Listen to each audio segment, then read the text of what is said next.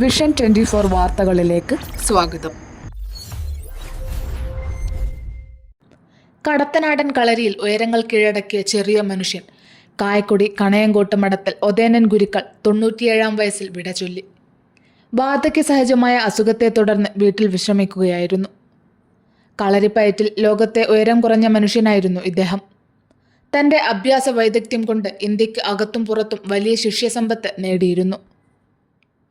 കളരിപ്പയറ്റിൻ്റെ തനതു പൈതൃകം നിലനിർത്താൻ അദ്ദേഹം വഹിച്ച പങ്ക് വലുതായിരുന്നു. കളരി അഭ്യാസങ്ങൾക്ക് പുറമെ കളരി മർമ്മ ചികിത്സയിലും കേമനായിരുന്നു ഒതേനൻ ഗുരുക്കൾ.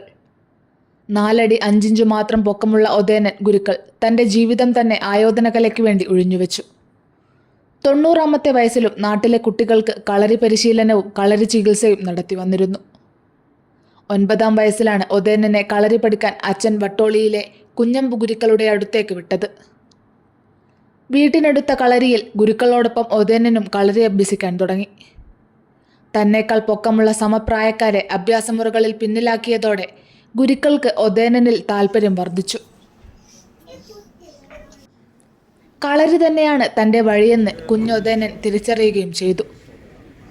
മുച്ചാൺവടി, കുറുവടി, ഒറ്റ, കെട്ടിയാരി, വാൾ, ഉറുമി തുടങ്ങിയ ആയുധങ്ങൾ ഉപയോഗിക്കുന്നതിൽ അന്നുതന്നെ ഒതേനൻ പ്രാവീണ്യം നേടി. സഖാവ് ഒതേനൻ ഗുരുക്കൾ ചരിത്രത്തിന്റെ ഭാഗമായി കടത്തനാടിന്റെ ആയോധന കലയായ കളരി അഭ്യാസത്തിലും കളരി ചികിത്സയിലും പ്രശസ്തനായ വ്യക്തിത്വമായിരുന്നു ഒതേനൻ ഗുരുക്കൾ എന്നറിയാം. ആയിരക്കണക്കിന് ശിഷ്യഗണങ്ങൾ അദ്ദേഹത്തിന് ഉണ്ട്. മാത്രമല്ല ഫോക്ലോർ അക്കാദമി ഉൾപ്പെടെയുള്ള ഒരുപാട് അവാർഡുകൾ അദ്ദേഹത്തെ തേടി എത്തിയിട്ടുണ്ട്. അദ്ദേഹത്തിന്റെ നഷ്ടം ഈ രംഗത്ത് വലിയൊരു വിടവാണ് വരുത്തിവെക്കുന്നത്. കമ്മ്യൂണിസ്റ്റ് പാർട്ടി ഓഫ് ഇന്ത്യ മാർക്സിസ്റ്റിനെ സംബന്ധിച്ചിടത്തോളം പഴയകാല മെമ്പറായിരുന്നു അദ്ദേഹം എന്നറിയാം. സെൽ കമ്മിറ്റി അംഗമായി അദ്ദേഹം ഈ മേഖലകളിൽ മുഴുവനും പ്രവർത്തിച്ചിട്ടുണ്ട്. അദ്ദേഹത്തിന്റെ ഈ വീട് പാർട്ടിയുടെ ഏറ്റവും പ്രധാനപ്പെട്ട സംരക്ഷണ കേന്ദ്രവും ആസ്ഥാനവുമായിരുന്നു എന്നുകൂടി ഓർമ്മപ്പെടുത്താൻ ആഗ്രഹിക്കുകയാണ്. അതോടൊപ്പം തന്നെ അദ്ദേഹത്തിന്റെ മക്കളും മരുമക്കളും എല്ലാം തന്നെ ഈ ആയോധന കലയിൽ ഇപ്പോഴും അഭ്യാസമുറകൾ പുതുതലമുറക്ക് നൽകിക്കൊണ്ട് മുന്നോട്ട് പോകുന്നു എന്നതും എടുത്തു പറയേണ്ട കാര്യമാണ്.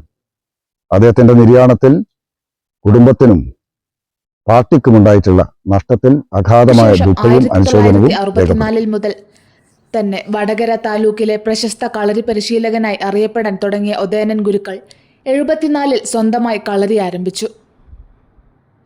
കുറ്റ്യാടി മേഖലയിൽ വിവിധ സ്ഥലങ്ങളിലായി ഒതേനൻ ഗുരുക്കളുടെ കളരികൾ വ്യാപിച്ചു.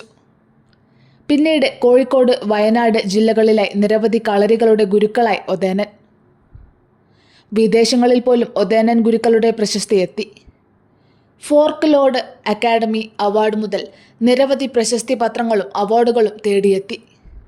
അക്കാലത്ത് അഭിമുഖത്തിനായി റഷ്യയിൽ നിന്നും എത്തിയ പത്രക്കാരൻ 5 ദിവസം ഒരു ഗുരുക്കൾക്കൊപ്പം താമസിച്ചാണ് മടങ്ങിയത്. റഷ്യൻ എഴുത്തുകാരനായ അലക്സാണ്ടർ കാപ്പാറോവിൻ്റെ യാത്രാ വിവരണത്തിൽ ഒരു അധ്യായം ഒതേനൻ ഗുരുക്കളെ പറ്റിയായിരുന്നു. കളരി ഗുരുക്കൾ എന്നതിനു പുറമെ നല്ലൊരു കൃഷിക്കാരൻ കൂടിയായിരുന്നു ഒതേനൻ ഗുരുക്കൾ. CH Kanaran, MK Kelu, U Kunhiraman, A Kanaran തുടങ്ങിയ കമ്മ്യൂണിസ്റ്റ് നേതാക്കളുമായി അടുത്ത ബന്ധം പുലർത്തിയിരുന്നു. ഒതേനൻ ഗുരുക്കളുടെ മരണവാർത്തയറിഞ്ഞ് സമൂഹത്തിലെ നാനാതുറകളിലെ ഒട്ടേറെ പേർ വീട്ടിലെത്തിയിരുന്നു.